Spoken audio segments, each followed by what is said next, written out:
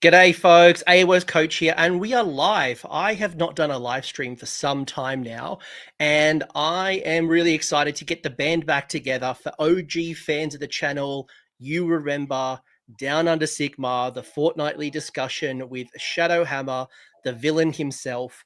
And today we are going to talk about CanCon, Call to Glory, Australia's biggest tournament, 160, 170 players, give or take. We have crunched the numbers. We've looked at every list, every data point. And I guess today we're not going to do a traditional list review. We'll be here forever. We'll be probably here post CanCon. But what we will do is share a little bit about the meta, what we're expecting, what we can see, some of the trends. A lot of cool things we're going to go through for our international friends. You're going to learn a little bit about the Australian scene and maybe book yourself a ticket for next year. Man who needs no introduction, the villain of Warhammer, as he claims that he is, friend from first edition, Liam. Welcome back. What up? Long time no see, everyone. I'm pretty sure we just don't call me the villain. Don't we just call me like the ex-villain of AOS? I thought we got rid of that name. I thought I worked really hard to not be called a villain, but I'll take it still. I love a good nickname. Yeah, glad to be back. Super excited for this weekend. Yeah, it is this weekend. For Call to Glory. Super excited to catch up with everyone from all over Australia. For those who don't know much about Call to Glory is like our pilgrimage for AOS Australia, where everyone from all over Australia comes and hangs out and catches up once a year, because traveling around Australia to do events is a lot harder compared to other countries where everyone else is a little bit closer. So this is our get together, come in and celebrate what we're doing for the year and what we're striving to do. So this really cool hobby to see. I think it's the one year where a lot of people work on their armies for a year. We have some really cool display boards that turn up usually. So yeah, I'm super excited for that. I'm super excited to hopefully make 5 good friends, and then maybe if I do really well, make 3 new ones on day 3 with my super narrative friendly sushi list. I'm gonna call it sushi now. It's gonna be called sushi. So yeah.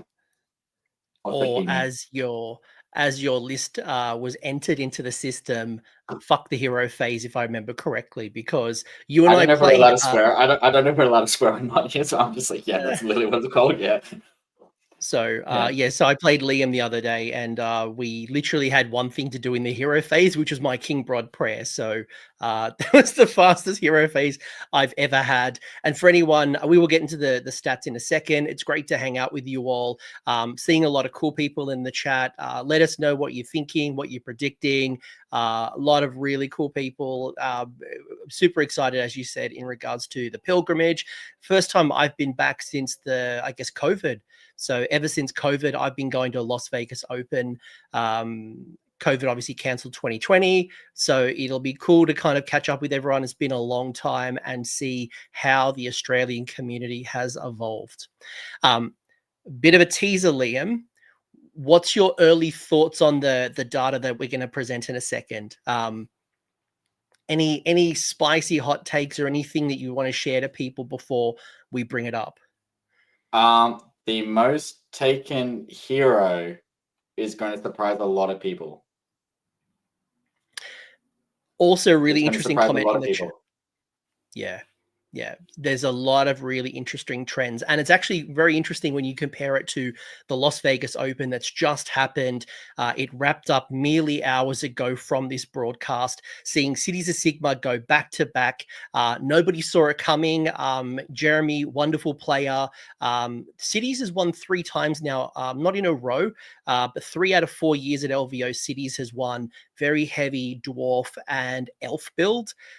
So it'll be, and it was up into the final against Maggotkin of Nurgle. So again, probably another off meta pick, but we've had the balance. Yeah, it was super interesting. Black Kings versus a lot of the Hammerers were doing Ren 3. There was some crazy play going on, but it was fascinating that at LVO, Stormcast and Slaves to Darkness were the most popular factions. They were the most submitted into the system, along with Seraphon and Skaven.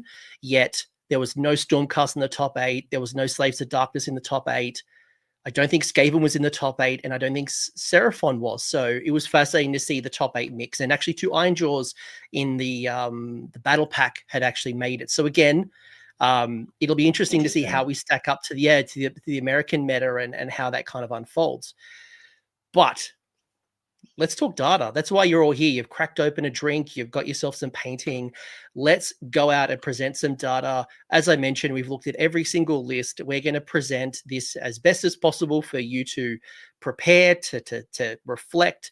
As you're going along through this, feel free to put some comments in the chat. Would love to see you guys and what you're thinking and what your observations are. So let's crack on. So, Call to Glory, we've got our lots of lists. We see very, very simply here, when we look at it purely Grand Alliance, we have 45 Chaos, 28 Death, 34 Destruction, and 51 Order factions. How do you feel, Liam? This reminds me of like AOS like mid to early, like mid 3 as well, where we saw like a similar trend with this, where due to the way releases are, Order gets a new battle tome generally before everyone. Chaos also gets like a new battle tome before everyone. So they do get a little bit more love and support. So a lot of people back those kind of armies. So this doesn't surprise me whatsoever. We are in Australia, so we do love our destruction. So it is not surprising that destruction is above death. And also due to death, I think especially after the Nighthaunt rewrites, I think we definitely would have seen like a lot of people drop off the Nighthaunt train compared to what we would have if we just kept them as they were. So yeah, it doesn't surprise me. And also I think Soulblight is in a weird position, like in a weird spot right now in the meta, and it's like the way it's played. And then Ozyak Bone Reapers, which is a good army. However, though, it is a niche model range, so not everyone wants to go pick up OBRs and put them on their painting table because it's not that enjoyable of an army for an everyday Joe to paint. It's mainly for the people who either love the models and definitely thrive in it. So yeah, this doesn't surprise me whatsoever. And I think if people see what top armies are, it definitely expands of like why. Also just Chaos and Order. Order has the most armies out of all factions, so they definitely would have more players. Yeah, that's probably one call out I'd probably make is we obviously saw Death do really well at and Order do really well at the World Championships, but Australia does have a very heavy destruction meta. We love our destruction, and then when you start to break it down at a faction level, you can really start to see that trend unfold because we consistently do have Slaves to Darkness and Stormcast as top faction, the most picked faction at CanCon. But then you start to see Gloomspite Gits creep up. Now, that definitely isn't a trend when you compare it to LVO. Flesh Eater Courts definitely was a popular faction. They've obviously had a lot of really good rules and points balance kind of come in. Ogre Moor Tribes, probably one that you wouldn't see at the top. Nighthaunt remaining popular in America, that kind of dropped at an LVO level. You saw Nighthaunt and Cruel Boys really drop back of late. I might let you continue. Like when you looked at some of the factions, what were some of the things that you noticed and really stood out for you? I'm surprised the amount of doors that came. Actually, no, wait, there's only 3 doors that came. No, so I'm surprised by the number of Deepkin players. I was only expecting like 2 or 3. I'm not surprised by Flesh Eater Courts because that's generally an army that a lot of people have like in the back, especially from 2nd edition. Gits again doesn't surprise me. Just because again we're a destruction meta, and also I think Australians do love their Gits. They love their trogs and their goblins. But there is a thing where like I was surprised there wasn't more Ironjaws, like just for how much destruction we love. Because I do remember we used to have like nearly every 3rd person own like a Maw Crusher. So I was expecting about like maybe around more Ironjaws than Gits is my opinion. I was expecting more. That surprised me. But then there are just some armies where like Fire Slayers, like Silver Devil, like surprised how low it is. Fire Slayers, not really surprised. And then yeah, and also it's just really interesting with those 2 Sinesh players because they actually had a buff in the last battle scroll. So I was just expecting way more to go up. And one thing that does surprise me is there's only 1 Beast of Chaos player because I thought before it's like last time in AOS for the last 6 months of about 3 or 4 players would bring them out to play. Like I was expecting about 3 or 4 to bring them in just to like have the last hurrah, but only one. And then, as you just said, Cities of Sigma just one LVO, and however, they've only got one Cities of Sigma player. I So wonder how many players have Cities of Sigmar who are now regretting maybe not picking Cities of Sigmar and thinking if they had time again, would they go with Cities? Cities is really good. It is. There's armies that I would call that a sleeper. Nah, Cities are good. I have to play against them so much. They're good. It's just Let you me got to get the say, right pilot. So let me say, the cities players probably want to play a lot of human cities, and they're not in a good spot. It's No, the they're not. elves and the Dwarden who Right. most players don't want to play. But it's great to see Bone Splitters. It'll be interesting to see how some of these armies go. Certainly, when you look at it, it's a very interesting mix when you look at the high armor saves of Slaves of Darkness, Stormcast Eternals. We'll have to dig into Gloomspite Gits a little bit to see if it's Squigs, if it's going to be Trogs, if it's going to be Moon Clan. Flesh Eater Courts, what's that build going to look like? Is it we saw a lot of ghouls hitting LVO and Morbeg Knight. So let's see kind of how that unfolds a little bit. But it's an interesting balance to a degree outside of Slaves and Stormcast. But remembering those two factions did not, even though they are high represented, they did not make the top 8 at LVO. So we'll see if Australia has something up our sleeve. Yeah, it'll be interesting. Definitely going to look out something for other weekend, see how much their win rates are, especially after the first 2-3 rounds. And just to dig a little bit more into the most popular factions, I thought I'd kind of go, well, what does that build look like? And what are you starting to see? So you're starting to see from the Slaves to Darkness list submitted, you can see that 14 of the 20 odd lists are God Wrath Warband. You're seeing Stormcast Eternals, 50% of them being the Citadels of the Sentinels of the Black Citadel. 58% answering my own question here. Gloomspite Gits being Trogherd. You're seeing Skaven, 83% going into the Warp Cog, so very, very shooty type of build. 86% of the Lumineth going in at Venari. You're seeing Breaker Tribe being very popular from Gargants. You're seeing the Taliban of Nurgle, 86% being popular for them. And then interestingly enough, Nighthaunt had a bit more of a balance. And yeah, Binary Nates, that's probably the other call out I would have made. Given the Skaven tide, given the popularity and the strength of Skaven, I probably expected a little bit more Skaven than what we saw. So that's a really good shout out. And I would actually agree with you. I thought people might have brought out their Skaven, but Liam, when you look at some of these numbers, what are you thinking and what immediately stands out for you here?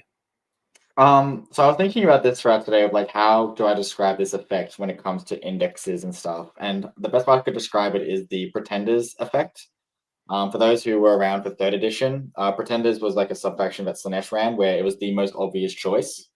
Where like when you read it, it is the most obvious choice, but you don't take anything else but that unless you're trying to be cute. Is probably the best way I could describe it. For example, you can definitely see that with Lumineth, for example, where clearly there is an obvious choice and one person's trying to be different. You see that with Skaven, again, like Warcog, when you read it, you're like, I'll take this any day of the week. And same with the Nurgle and even the Suns, right? Where you just read it and you're like, this is the obvious one I want to take. So I call it like the Pretenders effect, where like you just read it and you're like, why would I try anything else? It's cool to see in like, for example, with Slaves and Stormcast, there is a spread. I think that's really cool. However, then from all the Stormcast players I've chatted to, they all just said like there is one obvious choice and everyone else is just trying to be cute. And I was like, all right, well, welcome to Australia is probably the best way I describe it. So yeah, and also it's really interesting because some of these aren't even like sub factions. Some of these are actually like armies of renown. Is that correct? It's like, so for example, I've included, Menagerie. Yeah. Mhm. So like Fleshmailed Menagerie is an army of renown, so it's actually like a different allegiance, which I think is really cool. And we have one Legion of First Prince, which actually surprises me because I think Legion of First Prince is actually really decent. So And it's in the hands of an incredible pilot. So Tom Oliver's running that. Yep. So let's see how that goes. Also, even you see the Dracothian Skywing, the all-dragon build for Stormcast. So again, there is a good mixture of armies of renown. I think probably the one thing that really stands out for me from just these particular stats is the DPS check of going to be Slaves to Darkness, Stormcast Eternals. When you look at Sons of Behemoth, even though there's not a lot of them, and then just the pure tankiness of the Trog herd. So being able to chew through those Trogs and then getting additional healing boosts from the Trog herd, that's going to be a really big DPS check. And then, you know, those Skaven, should they be going in and taking the rattling guns, thinking about how you handle them. So again, very, very interesting. You start to see how the trend kind of starts to unfold. Exactly. It's going to be, I agree. And I think definitely Trogs are going to take on definitely going to give anyone who's like thinking they got hammer units, they're definitely going to make them wake up. Because that 5-up war it's so gambling. Like, it's just like, it could swing one way to the other. So, yeah. And also, I'm pretty sure there's one of the few armies that have safe stacking, correct? Still? Yeah. They're so very safe good stacking safe plus a 5-up ward. Yeah, so safe stacking plus 5-up ward, it's going to remind people, like, it's going to surprise people. So I think a lot of people might take the special assignment against anti-infantry if they don't have it already to punch through. So, yeah. Going to our next data set, we have our points value. Now, this doesn't mean as much as last year when we could get triumphs and all those cool things. But for those people who are playing for that first free battle tactic command point, you start to see the trend where people are really mostly trying to maximize every point they've got, except the absolute lad out there that has submitted an 18-20 list. Something in their faction clearly cost over 180 points for them to get something else in. Very, very interesting set of data. For people like me sitting at the 1950, there's I'm loving it. I'm getting that free command point. It's not really we're talking, right? Nothing really you can talk about. However, I do have a guess. Is the 1820 the Stormcast Skywing? Because their points are so awkward. Probably. I'd have to have a look at it. I don't recall, but it's the only army I can think of on the top of my head where it's just awkward because it's dragons. Yeah. Because I know giants are 160 points. Yeah. It's definitely not a Suns list. It's definitely not a Suns list. I couldn't think of what it is. I can't wait to share with you as well. I think it's the next slide. This one here. Again, absolute Chad here. We've got one particular person who's got 19 drops, so they don't care who's going first or who's going second. But what you have seen is, despite some of the changes that happened in the latest battle scroll, we are still at the race for 2 drops. Now, yes, there's a couple of 1 drops in the list, so a couple of very scary 1 drops, but you are still seeing a high propensity sitting there on the 2 drops, and then another good chunk in the 3 drops. And then really, if you're outside of 3 drops, like, who cares? Yeah, like, I can tell you right now, but I'm always rushing for 2 drops. Like, I'm rushing to it. It's there. The buffs that they changed for Battle Scroll didn't really exactly like make me go like, oh, I really want a second buff. However, they did nerf. I do want to say one thing. They did nerf Bodyguard to the point where, like, I don't think Bodyguard's going to be picked as much anymore. But however, they gave us 3 new ones or 2-3 new ones. And like, there's some obvious choices that you take. You and I have both agreed we know which one that is, especially for our builds. So we definitely, I think, going 3 drops or more is kind of like you really are wanting to go. You are fishing for that second buff, like that second honor card. But yeah, the 3 1-drop zones is like kind of what you expected. And then I think, yeah, if you're already 3 drops, you just don't care anymore, is my view. Like, you just go like, cool, have another drop. And there's only a few armies that definitely need more heroes to have what they need to synergize. So yeah. And just to answer Scott here, Scott, I have bundled this up just to be drops. That basically is regiments, but in some exceptions, and I actually don't think there was many people who took auxiliary outside of the 19 drops, because you clearly can't have 19 regiments. This list had a lot of auxiliaries, so I've bundled it up just for simplicity. But deployment drops basically is regiments for the context of this. So it's that's our Fire Slayer player as well. So shout out to our Fire Slayer 19 drops. I think the key here, folks, is that if you're playing for determining who goes first, who goes second, if you're sitting in the 2 drop, you're very, very likely to be at a 50-50 shot. Or close to. I mean, like there's not a lot of 1 drops, so you'll be in a really good spot. There still is, it's probably not 50-50. I made that number up. There's still a good chunk of the 3 drops or more. You know the maths, but Exactly. you know the maths. Yeah. And then maybe just a chunk a little further down into some of those more popular factions. Again, Slaves, Stormcast, Gloomspite Gits, Flesh Eater Courts, Ogre More Tribes, and your Nighthaunt. This is where you're sitting from like a drop perspective. So you can see Slaves to Darkness going 2 drops. You're seeing a good mixture in Stormcast Eternal being 2 and 3 drops. Gloomspite Gits clearly going heavy on the 2 drops. Same as Flesh Eater Courts. Ogre More Tribes sitting in the 3 drops. Likely the Monster Truck Beastclaw Radar build, and then Nighthaunt sitting in a very heavy 2 drop. So expect a lot of troops, so expect a lot of bodies, and probably a lot of unique War Master type heroes who are bundling up all that goodness. Yeah, also like just with reinforcements as well, helps you if you're like lowering your drops. So with the way reinforcements is, like it is quite easy to get down to those like lower drops. So a lot of these armies that are going more drops generally have less reinforced units compared to the ones that are lower. So yeah, it's the armies that are going low drops. I'm not surprised because they are fishing to decide the tempo of the game, such as Slaves and Stormcast.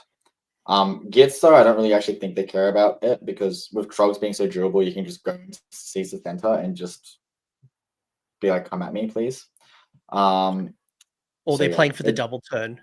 They're playing for the Trog smash, get the moon in the center of the board, and just hit you hard, hit you fast, and then wrap up the points. And I remember that also might be true of Slaves to Darkness too, and Flesh Eater Court's probably either going first, trying to rack up those noble deed points, and then unleashing. Ogres definitely, I don't think they care really. No, they don't. They really don't. Especially the Monster Truck list. It doesn't care because it's just fishing for prayer points. So yeah, it's interesting. It's what I'm not surprised by any of this whatsoever. And I think the next slide though is what you'll find more interesting. I think the thing that I'm most surprised about is we had the whole bunch of updates in the battle scroll. I had a hypothesis that it's not even a hypothesis, it was a question, like would this see people shift a little bit? And I think the indication here between LVO and CanCon is the answer is no. The extra benefits in the battle scroll were not worth going for an extra drop. I think it's abundantly clear. 2 drops is still the magic. I think you saw that near the end of, just quickly, I think you saw that at the end of 3rd as well, where I think near the end, there was a point though where like near the end of 3rd, it didn't really care about the amount of drops. It was mainly of like getting the buffs from regiments, but since the regiments aren't giving us drops, but we're doing our buffs after the drops, so everyone's just trying to go as low as possible so they can just done. If that makes sense, because everyone knows what buffs they're getting after. So I think if they try and shift it to be like you pick your buffs like in list writing, then maybe like during list writing, then maybe it might shift everyone to go lower. If that makes sense. So who knows? Yeah. By the way, Jason, our TO extraordinaire, shout out to Call to Glory. Thank you to the staff as well. I can see there's plenty of them in the chat here. Lists will be submitted or published in full immediately after the show. I'll grab the link. I'll put it in the episode for those people who are playing this on a replay. But this one really caught me off because as I look at the meta across the world, I am noticing that more and more factions are leaning into their faction manifestations over the universals.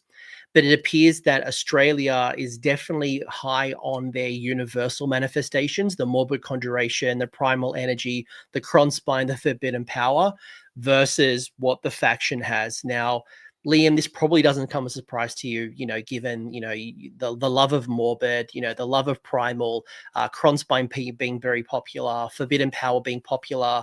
Probably surprised a little bit that I didn't see like Aether Wrought Machineries has still got a pretty decent chunk when you look at it. And Twillet Sorceries there. I don't think there was any other the universals, but what does he say to you? Like, people going for Bridge, for Kronspine, for Purple Sun, for Shackles? So the thing that surprises me is that Morbid got nerfed, like hard. Like Morbid's hard to get things on the board unless you have buff to cast. Yet everyone has decided to still stick with it because the buffs are still good when it goes off.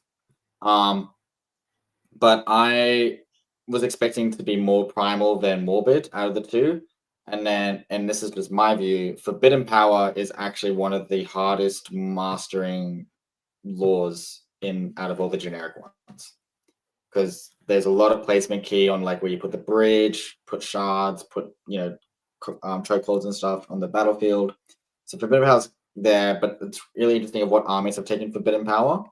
And also Kronspine is definitely like this is just my view. If you're not a spellcasting at all like army, just take Kronspine, because if it goes off, you're great. You got a free monster that you can like come back. And with everyone taking manifestations, he gets 3d6 charge on the board when he sets up. So he is probably going to guarantee get turn 1 charge if your opponent thinks it's a great idea to counterspell with a Purple Sun or a Gravetide. So it's definitely, I'm not surprised by like Kronspine, but I was expecting Primal and Morbid maybe to switch. And then for you saying as well that like you're expecting like the factions to be more picked. I definitely think it's a good question. It's just the fact I'm seeing overseas. Overseas, the trend is people are taking universals less and less. It's just a fact. Yeah. I think for us though, I don't know. I really look. If anyone who knows me well knows that I play a lot online against the world, so I know what you're saying. Yeah, that makes sense. Like I know what you're seeing because I'm seeing it as well at the same time when I'm playing online through other forums. So I don't know why Australia decides to stick with generic. The only generic one I think that is worthwhile is literally Primal and Forbidden, and that's it. So And Joel Graham probably made a good comment. It might be hard for us to capture them and get them in store. So I'm going to assume benefit of the doubt we can't get them. But look, I think moving forward, I think Universal maybe is not the default. There's probably the great thing about this is that your Morbid Conjurations, your Primal, your Kronspine, your Forbidden Powers, all of those manifestation laws has clear ones that people want to bring out, whether it's Bridge, whether it's going to be Shackles or Gravetide, whether it's Kronspine, like these clear ones that if you're trying to unbind, it's very, very easy. But when you're playing horrors, it might be hard to know which OBR one to stop versus the ones that are very, very clear. So that's probably the call out I wanted to make here. And to your point around when you start looking at who's taking them, you can start to see, Slaves to Darkness, Seraphon, Stormcast, Zinch, Nighthaunt being the most popular choices for Morbid. Then when you look at Primal, you start to see your Ogres, your Stormcast, your Slaves, your Ironjaws. You look at your Kronspine, Stormcast taking it a lot, then Soulblight. Obviously, there's more on screen. And then Forbidden Power, very, very popular with Skaven as well as Slaves. The Slaves is kind of split up between Morbid, Primal, and Forbidden. But any insights or takes that you see here? If you have shooting, you take Forbidden. That's just my view. And if you have like 3d6 charge, you take Forbidden. That's just what I'm seeing here. What should I look out for? Like why? Just what's the insight there? The tech is literally that you can cast Forbidden Power behind your shooting unit that's tagged up, and you can get them out and they can retreat and still shoot. That's the tech behind it. Because it's just a setup. And the cool thing about Forbidden Power with the bridge is at any point in the movement phase, you can kind of like move towards it, then teleport. So it's definitely like getting out of jail free card if it goes off, because your opponent thinks like, yeah, you're stuck, you can't shoot. You cast this, you do this, and then you shoot them to smithereens with your rattling guns. Cool. Like it's your jail out of free card. And with Skaven actually having some decent casters and wizards, and actually has a lot of like multiple casts, it can go off, and people should be waiting to stop bridge because that is the one that is going to do your head in way more. Because you work so hard to tag them up, but now they're like, no, we're going to get out now. Morbid definitely goes towards like Seraphon and Slaves because they do have bonuses to cast as well, and same with Zeke. Zeke has the Destiny dice, so they can get those high casting values up. And yeah, with Primal Ogres, they love their healing, so having that Life Swarm is really good, and the Jaws is just a nice beat stick endless spell. And Stormcast, again, it's for the healing for the dragon. Like any wounds happening to Karazai or Krondys, you just heal them up. And yeah, that's honestly what I'm seeing. Because again, like if you look at Forbidden Power, there's only one Stormcast Eternal player is taking it. And I don't even know why they're taking it because they have a Portaloo. So like I don't know why they need the bridge, or they have prayers that do it. So super interesting there. And then all the armies that are taking Cronspine, they're not exactly, as I said, they're not exactly like the heavy casting armies. Because Soulblight prefer casting their own spells because they debuff their opponent. Stormcast might have a Knight Arcanum who gets +1 to casting manifestation. So, or you got your Krondys who gets +2 to casting. So, yeah.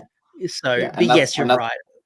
But the thing is, it's a nice spread between the three of the Stormcast and Morbid, where there's like the obvious one is Cronspine because it's a free monster, as I said earlier. And they don't exactly have all their spells are short range from what I remember with Stormcast. Killy McGee also making a really good comment. Forbidden Power does have some very big based manifestations as well. So great for screening and just blocking. It's ridiculous. So yeah, your opponent does see the center turn 1 and you just put bridge in the middle of it and be like, no, you can't. It's honestly, Forbidden Power is actually going to cause a lot of issues when everyone sees how it's used. But yeah, I like it.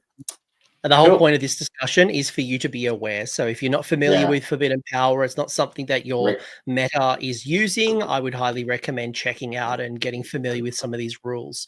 Just read it and check the base sizes. Correct. And Coots also making a good comment as well. Predatory is great for screening too, with a lot of movement. Just a call out for Australians as well. If you're listening to this, if you want to know a little cheeky tactic that we worked out in with my close gaming group. So any endless spells that are split in 2, so bridge, shards, and what's another one that's split into 2? Shackles. Yeah. Right. So anything that's split into 2, when you're making when you're in combat with them and you're making a pile in, you can actually pile in towards the second part, and just decide to go there because technically you're still not going furthest away from the original one. So yeah. So if you're trying to get out of combat, you can just do that. Yeah, it's just 1 unit. So yeah, cool. All right. Good advice. Good advice. Thanks, Liam.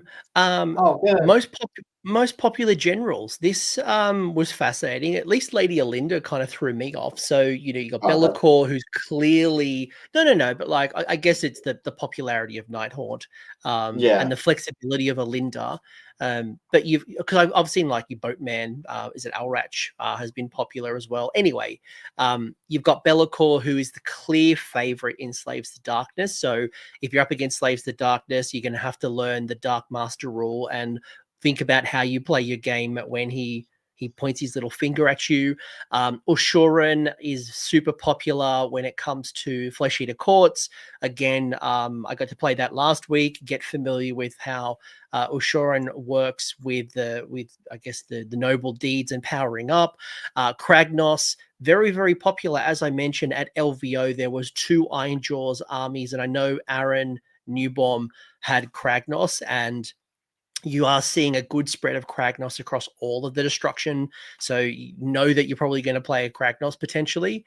Cronspine, Wizard Dragon, Alinda, Kairos is probably going to be clearly represented in all Zinch. Shout out to King Broad, absolute legend there. Karazai, another popular dragon, and Scragrot. Where is Thankwell? Good question. There's clearly a lot of other heroes, but this is the most represented. Yeah, like these are all, I'm not going to call them problem children.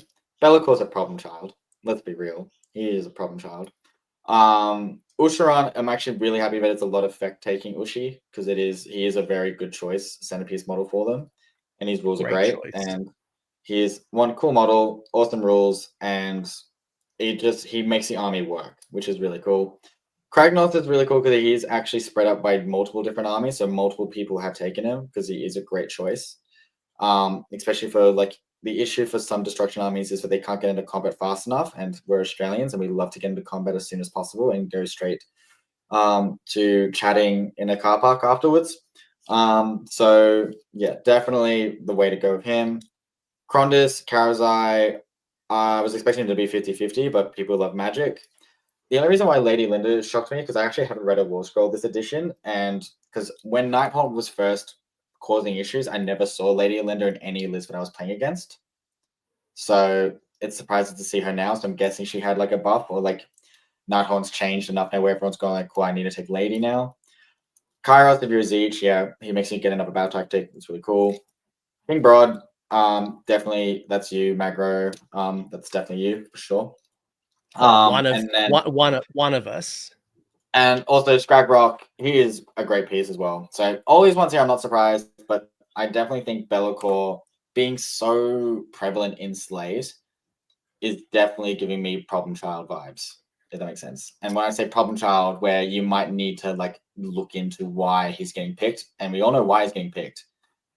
Dark Master, Control Score 10, Ethereal, and Strike First. Like his whole War Scroll is just perfection for like it. And yeah. Couple, it's really good. Just to answer a couple of people in the chat, where is Thanquil? 3 people took Thanquil. So 50% of Skaven list took Thanquil. So 3 is clearly less than 4, so you don't make the list. And for the kind person, Vincent here, asking the representation of Nurgle, what you do have is 2 Blowabs, 2 Glotkins, 2 Great Unclean Ones, and 1 Horgots. So that's the breakdown of the Nurgle. I'm probably open up a can of worms and people are going to harass me. And if you are, do it in my Discord. I'm not answering anyone else. No, I'm happy to share what I can, but just be mindful of. Anyway, just to answer the chat stuff of why I'm thinking like if you don't take Ushi, it doesn't work. It's just because Ushi brings back the delusions that they had last edition, like +1 save when their objectives and stuff. It just makes them way more durable against hard hitting armies because they have like pseudo save stacking. So he just gives, and as we said before, noble deep points. Like he's a really good center point of like getting the army's engine to work. So yeah, and you kind of would hope so out of a Mortarch, right? A Mortarch model is supposed to be the center point of the army. So, a great center point. Works really well with the noble deeds, who got a massive update in the battle scroll. Last thing, because I'm feeling kind and generous today, someone was being a bit sad about Stormcast and no Ionis. That's false. There is 2 Ionises as general. There's also 3 people took Indrasa as general as well. So a good spread of obviously Krondys, Karazai, Indrasa, Ionis, Knight of Xeros, yada, yada, yada. But clearly these are just the most dominant ones, and that's why they are on the screen. But this is where I got really excited when I started to look at some of the trends of like what is the most popular heroic traits and artifacts. And boy, oh boy, some super interesting ones that you want to get your head across. So a couple of stats, and then Liam, I'll get you to jump in. 100% of players took Monstrously Tough. 57% of Stormcast took Envoy of the Heavens. 60% of Flesh Eater Courts took Cruel Taskmaster. 59% of Slaves to Darkness took Radiance of Dark Glory. 71% of Lumineth took Masterful Tactician. 100% of Nighthaunt took Ruler of the Spectral Hosts. 80% of Seraphon took Beastmaster. 100% of Deepkin took Ancient Pride. 75% of Skaven took Scurry Away. 100% of Zinch took Illusionist. 75% of Ossiarch Bone Reapers took Aura of Sterility. And 90% of Gloomspike Kids took Loon Touch. Now, some very, very clear builds and rules, and you start to think about how the list is going to play out when you looked at some of these stats. Liam, what's your initial thoughts here? You know how I said the Pretenders effect? I see Pretenders effects like in a few of these armies where there's just, when you read some of them, it's just the most obvious one to take. Okay? I'll give you an example. Yeah, go. Yeah, I was just going to say Deepkin. Sorry, my bad. Like Deepkin. Like 100% on the Deepkin. It's going to go on a tough hero, only being able to hit on 4s or more. It's just like, you're cool. But you read all the other ones, you're like, why would I take this? This just seems so like situational. Like -1 to cast, or like D3 heal on like cavalry or something like that. So and then one thing though that's really interesting is that I was expecting 100% pick on Gloom Spite for Loon Touch for having an extra wizard. But again, like same with like Zeke, Nighthaunt, and Suns, there's clearly an obvious choice to take, and I just call it the Pretender's Effect because, again, in third edition there was an artifact called Crown of Dark Secrets, and I think 100% of Sinesh players took it, and no one knew what the other ones were. I'm pretty sure. And I'm pretty sure if you ask any of these players as well what the other traits are, they probably can't give you a clear answer, which is totally okay because it's the most obvious one to take. There's a couple of very clear ones, right? Like monstrously tough for Gargants, giving your general or giving the hero a 40 wounds instead of 35. Then you add that King Brod is very popular. That's another 40 wound Gargant, massive DPS check. You've got your Stormcast who have taken the 5-up ward if a unit dies. Should they have some idiots like, Aether Wings or bloody Doggos or some very cheap chaff, there's some very, very easy 5-up wards happening across the board. Cruel Taskmaster, Flesh Eater Courts with their noble deeds is very, very hard to pull down, especially if they're reinforcing those units. Then that gives an extra 3 rally dice. There's so many little interesting rules here. Lumineth getting a 4-up redeploy, a minimum 4 redeploy. The Nighthaunt bringing back units for a command point, extra movement on your Seraphon monsters and cavalry. So that might be, seeing a lot of Agrodons. You might be seeing less Kroken friends, but maybe more of that Carnosaur, Agrodons kind of build. Again, Skaven, very, very hard. Scurry Away is an absolute pain in the ass when you're trying to kill something for a battle tactic. Be mindful of Scurry Away. But it's, again, like super interesting around some of these picks here and what's clearly the winner and what's not the winner. Yeah. And yeah, it's something where I hope GW down the track as we get battle times, they fix this so there is more choice. So that's what I'm hoping for. So yeah. Noob Lord saying, other traits, I'm a nice person. As someone who's a part of that 100% of Suns taking monstrously tough, I just want extra 5 wounds. New team name is I was going to say new team name actually, the Pretender Effect. Exactly. I was Love going to it. say, as someone who's taking 100% of the Ancient Pride, I really like my Eidolon to stay as live as long as possible. Please and thank you. Much appreciated. That's it. Looking at the artifacts, so again, we start to see, Blades of Corn. I try to mix it up, folks. It's not always just about the popular, even though they have the highest weight of numbers and selections. But, you got Blades of Corn taking the King of Blades, 75% of those super crazy artifact to shut down those wards, 50% of Ogres taking the gruesome trophies, 76% of Slaves to Darkness taking Infernal Puppet, Silver 100% for Lumineth, Clammy Cow 100% for Gits, Amberbone Whetstone, 67% of Ironjaws taking it, 60% of Deepkin taking that Armor of Senthai. Again, you can see the stats, 100% of Nurgle taking Witherstave. I'll talk purely from like a Gargant perspective. We got 2 extra stomps in the latest battle scroll. So you would have seen things go from 2 to 4, or a war stomp will go from 4 to 6. Then you add an extra stomp with extra rend and extra damage. It's a very clear choice. So whoever is playing into Suns, the stomp, the extra Callous Feet stomp hurts a lot. It's like on a War Stomper, it's 7 attacks, hitting on 4s, wounding on 2s. That's assuming you don't make Prize Beast. Rend 3 for D3. Beast, yeah. D3 +1. So like it hurts a lot. Interesting question from the chat. Was there any particular ones that stood out for you or surprised you?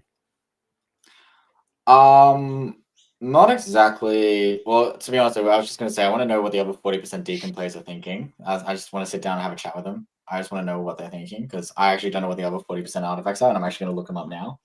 I actually have no idea. I'll find that threw me off. You can find out, but honestly, like there was 165. So just to let everyone know, while I'm answering the question, Two people took delicious morsels as their artifact. Yeah, that's the heal D3 cavalry one. That's the that is okay, cool. No. Okay. So Will is yelling at you in capitals. Morsels for the shark, Liam. I have sharks, and I'm the only one bringing sharks, I'm pretty sure, and I didn't even bring it.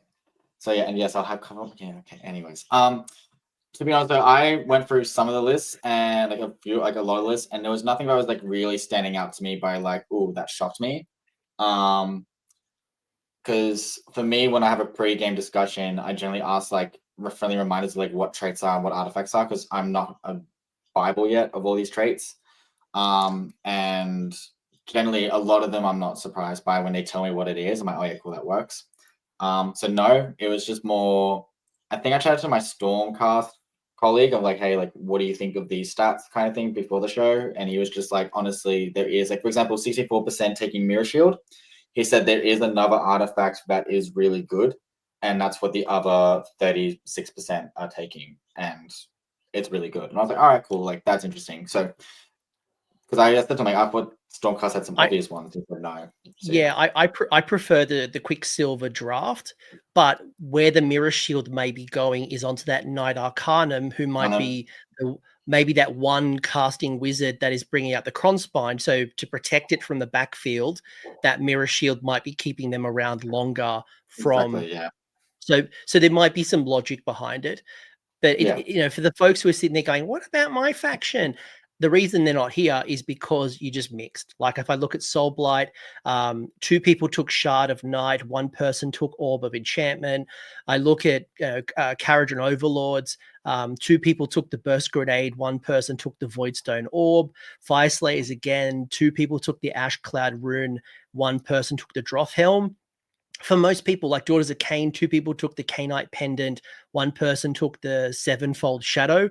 It's just that, there's a good spread across the factions. These were just clear winners, where it's just like, it's so dominant what's been picked. Yeah, and that almost sounds like Soulblight actually had some good written artifacts that it's actually hard to pick, in my opinion. Like from what you just said to me, it sounds like it's hard to pick. So, for example, Skaven and Seraphon, who were relatively popular particular builds, Seraphon, you got a good mixed where you got two people with the Kotal Familiar, two people with the Incandescent, whatever it is, and then you got the Blood Rage Pendant with one. Skaven, you had Foulhide and Warpfire Charm. So again, there's probably a bit more internal balance with those types of builds. For the one person playing Bone Splitters, Jet, you know what you picked. It's the one choice. Go play Jet. You can go find it or go check out his list later. What a champ. He just wants to be best Bone Splitters in the world before he gets kicked. Yeah, look, this is all good to see that some armies, like for example, like Ogres, have definitely like got a spread then. So yeah, I just hope down the track as we're getting more battle tomes, it is a spread of artifacts and it's not the Pretenders effect. All right, I'm going to wrap up this slide and move to the next one. But Ogres does have a really good mix. So yes, 50% is gruesome trophies, but 3 of the 8 lists are the Fangs of Gur, and 1 of the 8 lists is the Elixir of the Frostworm. So again, a lot more internal balance than some of these other ones where there's just a clear winner. Yeah.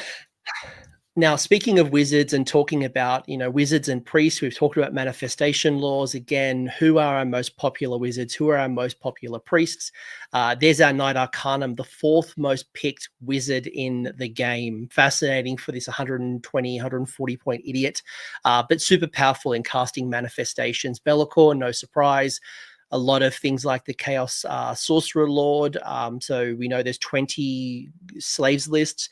They all include at least one Sorcerer Lord. Again, Shora and Kronspine. Gobapalooza, very popular. The Storm Coven returning back to the field, very popular. On the other side, a whole bunch of priests. And yeah, so what do you read on this, especially with the manifestations we went through a little bit earlier? Chaos has some really good wizards, what I'm reading. Like, they have really good wizards. It's almost like they have a really good lore, got some good buffs to cast with their terrain feature, and they can get manifestations up, and they're really good like leaders for regiments. So they just tick boxes, and yeah, and that's honestly, it doesn't surprise me that like because the way you color coded it is that red is chaos, and the fact that the majority of all these are chaos speaks volumes that chaos is clearly good at spellcasting compared to other armies. And yeah, and also like for example, like there is a bunch of death, and as you see here, it's like that Usharan and Lady Linda are the most common wizards, even though we don't have like, you know, any other foot heroes like necromancers turning up, or vampire lords, or even bone shapers from OBR. Like it's just these are the best wizards, clearly. So yeah, It's also more about the fact that there's just not a lot of Seraphon. There's not a lot of Slaves to Darkness. So no, sorry, Soulblight Grave Lords. So yeah, I wouldn't read too much into that. I'm sure there's a Vlosda or there's a Manfred or a Neferata. I'm sure there's a Slan or two, but but I think what you're seeing is one, faction's not being very popular, and then two, maybe I'm just while you're talking, I'm just bringing up the wizard the stats. data, yeah. Yeah, like you might find that people aren't, or it might be mixed between a couple of croaks, a couple of slans. It's not like super defined. Yeah. Also, just for anyone who wants to know, the Hearthstone on Stonehorn list, I'm pretty sure 5 of them are in one army. Probably. I think it's 5. There should be 5 in that one list. So 5 or okay, 4. so for example, I've just looked at the Seraphon data. You've got 4 skink star priests, sorry, star seers, 4 slan star masters, 2 Lord Croaks, and then 1 skink star priest. So again, you've got again a much more interesting spread rather than this one clear dominant choice. But again, no surprise that Gobapalooza super popular. Storm Coven has risen to power with Krondus getting Yeah. extra points. So if you look at since there's only 5 Seraphon armies, that's nearly like 100% on take those wizards, is pretty much what you're saying. Yeah, in some combination. Yeah. In some Yeah. combination. It could, one list could be like the Disciples of Tzeentch, where you've got, you know, both of the magical frogs. But then you might have a one that's going all the monsters, and you've got, you know, old blood, and, you know, you've got a whole bunch of Yeah. Carnosaurs and Agrodons, and there's no wizard at all. So Because they said fuck the hero phase. So yeah, I am potentially, fully with them. Fully with them on that. Fuck potentially, the hero phase. potentially. But Um again, you know, yeah. Some of these as well, like as I said, like the Huskar and Stonehorn, don't be stressed that there's like each list has taken a Huskard. It's just one list has taken majority as well. So but yeah, and then once again though, interesting though is Order is the best priests, or like it has the most priests in all the armies. Yes, there's like a spread of them, but also priests are really rare. Then not every army has a priest. And my view as well is I think priests got hit pretty hard this edition. I don't think they work as well as they did compared to the last edition. all right, Yeah. and for the last question before I move on, again, just, you know, familiarize yourself. Like probably maybe the one call out I haven't quite said just yet, but for anyone who is unfamiliar with the Gaunt Summoner, I would make sure that you are familiarizing yourself with the Gaunt Summoner and the Silver Tower and how that works, because they may be deploying some things in your face. And then bonus points is for the person asking about Neferata. Yes, one absolute champion has taken Neferata. The most popular wizard in the Soulblight Gravelords is Luca Vi with 3, along with Prince Vordry and the Vampire Lord. Only one Vlosda. Only one Vlosda. Interesting. Interesting. I All think the right. next slide. Speaking of most popular choices, and we're not going to read these out word for word, but we have our most popular beasts, our most popular cavalry, our most popular infantry, our most popular monster, our popular war machine. Yes, on the next slide, I'll have the hero versions of these, except for the couple of them. But 12 Stormdrake Guard. I wonder if Prize Beast had anything to do with that popularity and resurgence. Yeah, it did. 100% it did. The fact that it affects the +1 to hit affects the guys on top and the mount is huge. It's just like the most obvious one. So yeah. It's definitely a thing for it. Man Crusher Gargants being so many. One thing interesting as well is there's 5 Deacon players, and everyone took a Leviathan. So it's almost like that's really good. Infantry, Rock Guts, there's 23 of them. For the love of God, help us. You know how we were just talking about how Rock Guts are going to do DPS checks? There's going to be 23 of them. And 16 Chaos Chosen and Prosecutors. So there's definitely units here and cavalry units as well that are clearly popping off the page for people. So Morbeck Knights, Vanguard are definitely up there. So yeah. And 2 slides from here, I'll actually show you reinforced versus unreinforced, so you'll get a better idea of, are we looking at 3 Varangard? Are we looking at 6 Varangard? And things like that, right? Yeah. But, you know, like, it's interesting, like, because, like, you know, James Anderson saying here, you know, surprised how many Zinch aren't running or turning to a spawn. I know my list when I was going to run Zinch at CanCon, and then as soon as the points changed and my list went over, this was one of the first things I considered dropping. It was like Changeling or this. And I imagine some of those Inch players decided to drop the Spawn, which I think might be the wrong choice. I do love the Spawn. It's goes so well with the spell lore. But when you start looking at like some of these beasts, right, really good, you know, potential units, even though they're cheap, they're going to be good for like seizing the center, taking the flank. You look at the cavalry, right? You know, how do I handle these Varangard, these Morbeck Knights, the Chaos Knights, the Raptidon Chargers? There's a whole bunch of units here who are very, very tough, very durable, very, very fast, a lot of wounds. You know, Rock Guts are clear, Rock Guts chosen, and Prosecutors as well.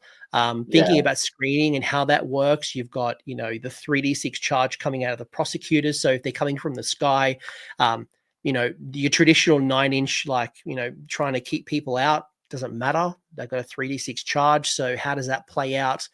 Man Crushers being popular in Gargants. The Chaos Chariot was a fascinating one. I probably hadn't noticed it as popular in other. I mean, obviously, you know, they've had points changes and things like that, but a lot of slaves lists, it wasn't just like some mega chad going in all chariots. There was consistently 1 or 2 chariots in a lot of lists. Yeah. It's also just I agree. It's also interesting when you look back at like the army's representations and like for example OBR as well, 6 Mortec crawlers. I would also, if you go up against OBR, read the Mortec crawler rule because that is some spicy tech there. And even overseas, the Mortec crawlers now getting taken way more. Since Jesper did incredibly well on the world stream. Yeah, it's really good. It's played against it. It's really good. So yeah, interesting. And also, like, we thought this would be the age of cavalry, but it seems like a lot of cavalry did drop off, except for Vanguard. So yeah. All Well, we right. have seen the Next rise one. of Morbeck. The Morbeck Knights have risen, where they probably weren't featured as much. Then, when you look at, you know, obviously who's supporting, you know, Reichnor supporting your Nighthaunt, Zangor Shaman running around, you know, that Sora Scarvet on Agradon supporting, you know, the Seraphon, Lord on Kakadrak, things like that.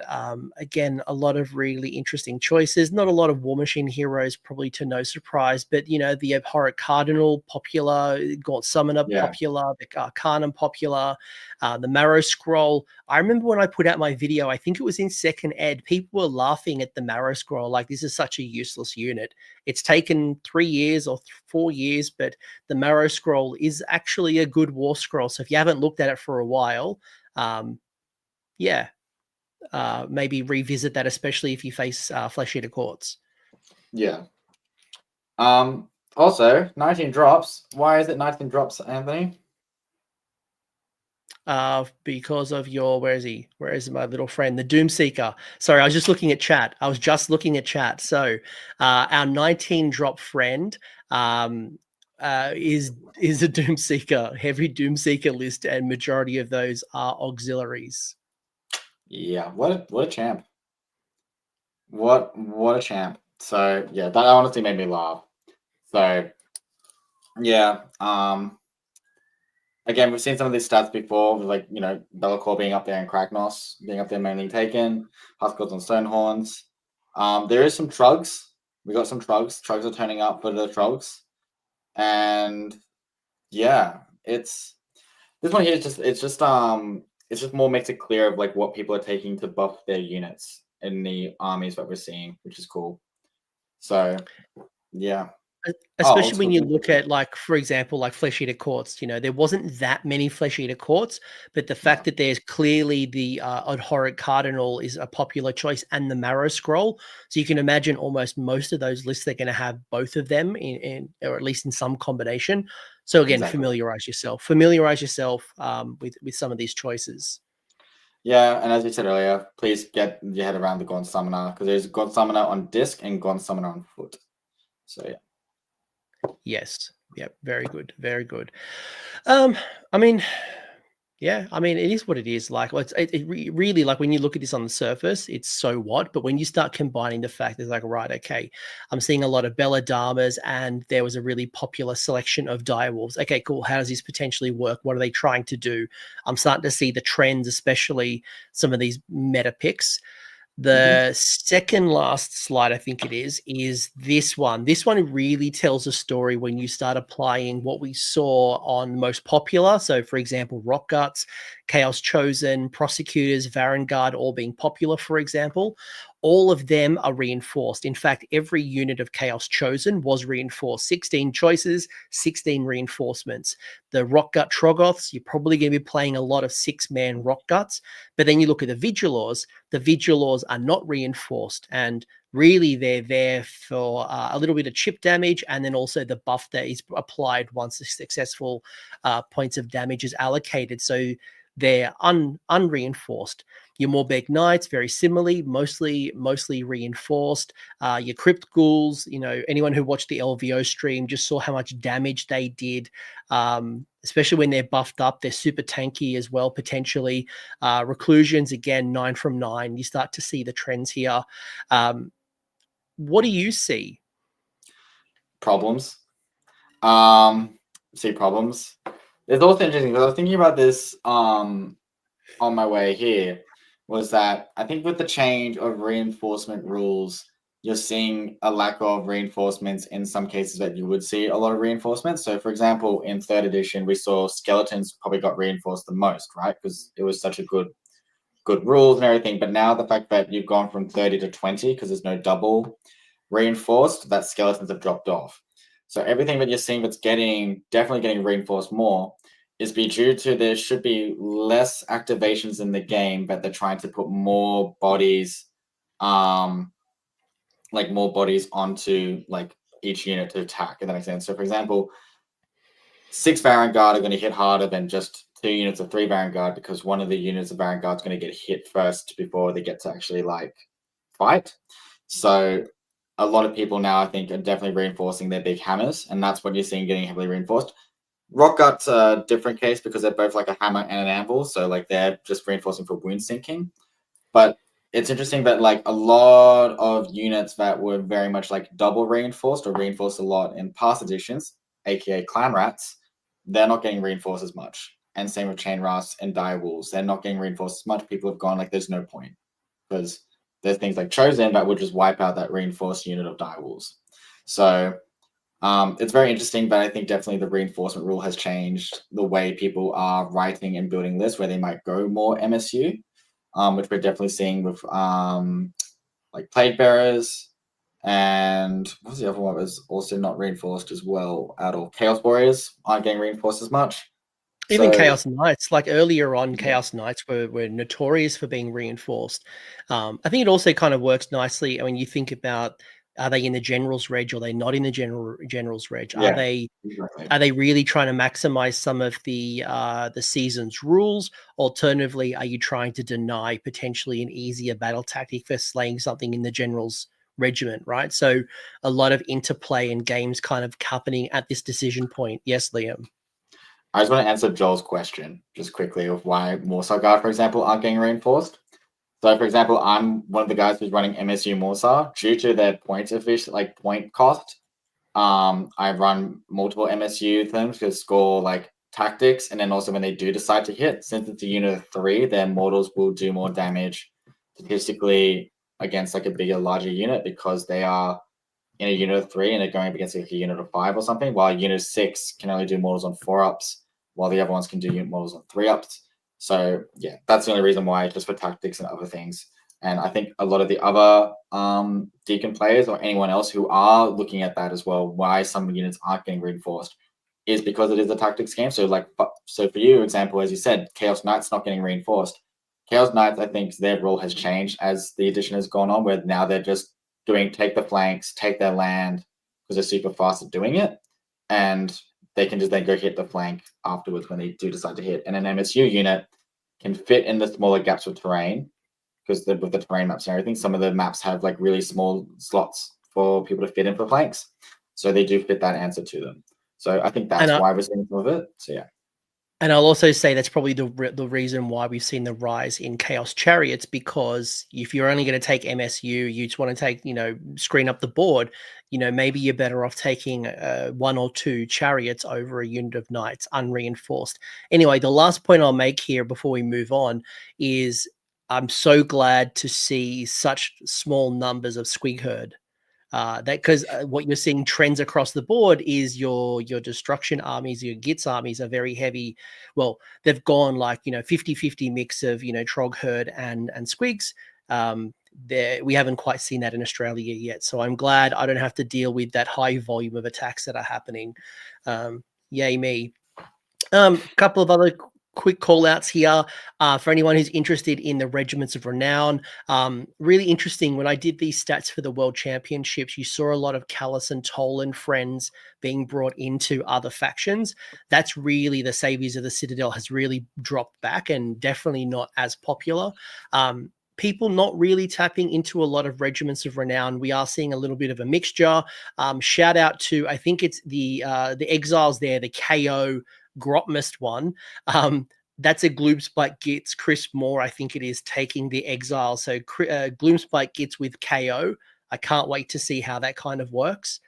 But you're seeing Chaos bringing in the Ossiarch Bone Reapers, Enforcer of the Tithe. A couple of them are taking the Gargant as a Regiment of Renown.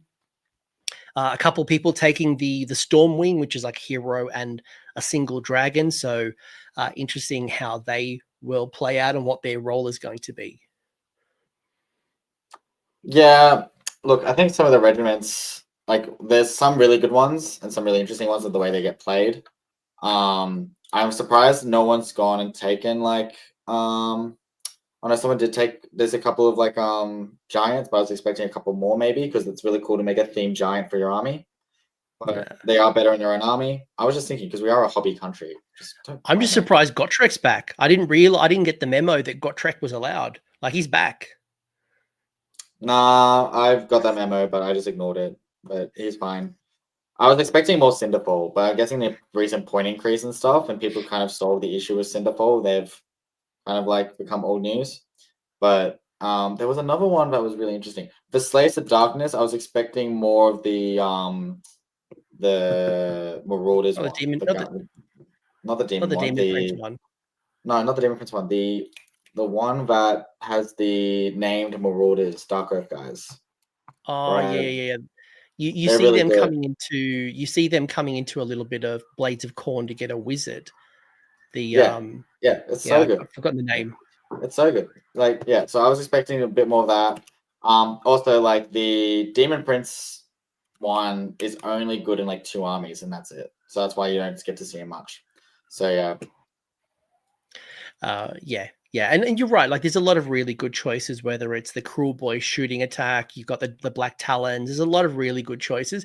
I'm just really happy to see some of the Grotmus ones hitting the table. I can't wait to see what they do with those special regiments.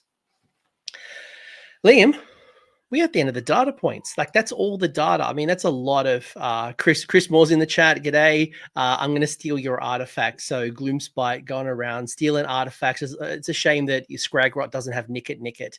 And yes, Noob Lord, the absolute crime, the war crime happening in Australia right now is those Nurgling Regiments of Renown not being in any lists. I think it's an absolute shame. If I could, I would. I don't think I can. Otherwise, someone's going to actually you can, and I'll be crying. But those Nurglings are pretty solid. That's it. So That's the data. Now we can obviously, there's so much that we can talk about. The fact that we are days away from CanCon, and again, like what was evident when you look at the Las Vegas Open, and just to kind of bring this home a little bit, the top 8 of the Las Vegas Open, you had Cities of Sigmar, Nurgle, Hedonites of Slaanesh, Ironjawz, Flesh Eater Courts, Ironjawz, Zinch. Now, many of those factions, if you were to pick a top 8, you probably wouldn't have picked them. Now, yes, a good pilot will pilot any list to victory. And, we saw some really good plays out there in LVO. So I think what's fascinating is that our meta is so wide. It's so open. I think, matchups, battle plans, dice rolls are going to, it's hard to predict. Like when Liam and I were talking, we're like, let's pick some favorite lists. Honestly, there's a lot of good lists. A lot of interesting so lists. It's going to be the it's matchup dependent. it's interesting because you and I both went to World Champs and we got to hang out with the American community. Especially I was way more opened by the American community, and I would honestly would love them to adopt me at one point. But anyways, the big thing that I noticed is a lot of familiar names in the top 8 from World Champs. So I think there was a few there, but we hung out with them like literally like 2 months ago. There's some similar names that we had from Yeah, there. there's plenty there. That were plenty there who were at the World But Champs. I think top 8 is definitely based on pilots for sure, and the armies does help. And I think there's going to be some upsets where we might think there's an army that's supposed to take it out. Like, for example, I'm going to give one call out is like the Be'lakor, Tenchos, and Teleport kind of lists. We all think should be doing really well and should be in the top 8. But a good pilot could literally just be like, all right, I'm going to ruin your weekend right now. I got to play. Let's do this. Done. And you just ruin someone's weekend. So I think the top 8 for us will definitely be. There's some ones where we expected it, like army wise, but then I also think some of the big names in our community will definitely be like, all right, let's prove ourselves in this. Because a lot of our big names, when I say big names, a lot of our well-known competitive players are taking armies that aren't part of that top meta. They're not heavily represented. They've definitely gone off and just gone like, I'm going for faction skill over follow the meta. Like Joel Graham, if he wanted to, he could actually probably take a really good feck list or a really good Archeon slaves list, because he has those both armies, but he's gone like, no, I'm gonna do well with Deacon because he's found something with Deacon and he's gonna do well with Deacon. So I definitely think for our top 8, it's gonna be based on like player skill piloting, because we are those kind of players are definitely gonna stop the boogeymans, if that makes sense. They're gonna stop the boogeyman lists. And for anyone who hasn't seen the battle plan, so round 1 is Better Part of Valor. Battle round 2 is the Jaws of Galet. 3 shifting objectives. 4 the Vice. 5th is Border War, and then should you make the top cut, we then go into the elimination. So Battle for the Pass, Focal Points, and Feral Foray are the 3 on day 3, should you make it. Otherwise, there's the team tournament taking off as well. So again, nice little good spread, some simple ones, some complex battle plans. Again, tournaments are about skill, it's about practice, but it's also about luck of the draw. And we've seen some CanCon winners completely avoid the meta. As sometimes you just get smashed by the face 3 times, like I did one year with Petrifex Elite at the peak of OBR. Like, come on, man, give me something that's not OBR 3 times in one weekend. I'm sorry. Come complain to me when you have to play 60 Grimgard Reapers when they come back from Leaders of Nagash book. Please come back. I was playing Tempest Eye with all these clears. I don't care. I don't care. That was the most bullshit thing I've ever seen in my life. Was Legion of the Gash 60 Grimgast Reapers. That can go get effed. No. Liam, I worked so hard to wipe them out, and then they come back with 1 CP. Get fucked. Anyway, sorry for the ruining the family friendly show. Michael Thompson, who's Hand of not Hand of Nagash, bloody Curse of Years, one of my critical units at the top of turn 1. So shout out to Michael. Good to see you again. Again, this is what tournaments are about. It's about the fun times. It's about the laughs. It's about the drinks. It's about the banter. What's the thing? Okay, we're going to wrap up in a second, and chat, please feel free to join at this particular point. What's the one thing you're looking forward to at CanCon, other than obviously the friends we make? Yes, Michael, it was glorious for you, especially when I ran to the TO and made you thought you were in trouble. But it was just that the year a month ago. Prior to that, somebody else did the same thing to me at the top of turn 1. What are you looking forward to? When we were at Masters, the first year of Masters, when Clint Curse of Years, my whole unit, got it down to a 1 and deleted the whole unit. Then literally a month later, I played Michael top of turn 1, game 1 at CanCon, where Clint was a TO. He did that, and I ran to Clint, and Michael thought he was in trouble. I just wanted to bring him in and have a laugh with Clint because it happened twice in a row at a major event. Anyway, what are you most looking forward to? I see Emma's here looking to win some games, which would be awesome. Got Scott Moss going to be apologizing to giving people a headache. Make sure you bring some painkillers. What are you looking forward to? Scott Moss is the guy who's running 19 Doomseekers, by the way. I just want to say that's why he's saying apologize, give me a headache, because he's the Doomseeker dude. I was like, because I literally just had to look up his list. I mean, just like, why are you giving me a headache? And I looked at it, I'm like, oh, that's why. I get to play my round 1 opponent, but I never get to play. I get to play Coots because I have a tradition of grudging someone round 1 of someone who I don't get to play as much or ever. So I decided to grudge Coots because he's been in the community now for like 3-4 plus years now, or 5 plus years, and I've never gone to play him. So I really said, hey, can we grudge and finally get to play? So yeah, and I know for a fact that Chris is actually a greater player. So like, looking forward to it. So yeah.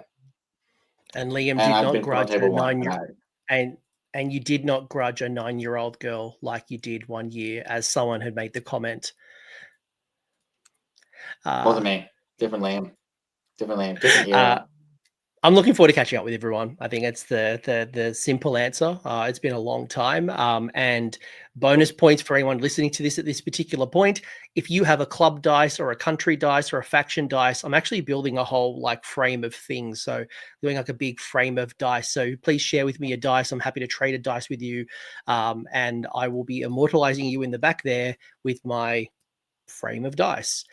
Again, a lot of cool people, a lot of people who haven't seen for a long time. We're seeing a lot of new people to the hobby. I can't wait to see how this weekend turns out. And if you've watched this and you are from another country and you haven't gone to tournament, I recommend you go check out tournaments. Everyone's super friendly and we're all very welcoming. And if you're in CanCon, if you're in Canberra, come and check us out if you haven't got a ticket. And if you would love to see you again the following year. Anything final to add, Liam? Guys, it's been an absolute pleasure to chat with you all. I will share these stats on Facebook and on X or Blue Sky. So if you want to see some of these stats, if you're in my Discord and you ask me nicely, I might be able to dig up some of your stats if you're really keen about a faction we didn't talk about. But it's just really interesting to see what the meta looks like, and then maybe revise this at the end to say, well, who did actually win, who went 4-1, and what did the actual mix look like, and what actually was important. So I love the banter has already started. The banter has already started. Liam, I'll see you in a couple of days. Folks, I'll see you all in a couple of days. Liam, you're a pleasure. Australia, you're awesome. Have a good night, and make sure to keep painting your factions. I can't wait to see everyone on the table. Do Aussies care less about the meta? We are the meta. Everyone's just catching up. All right. On that note, bye, everyone. See you guys. Peace.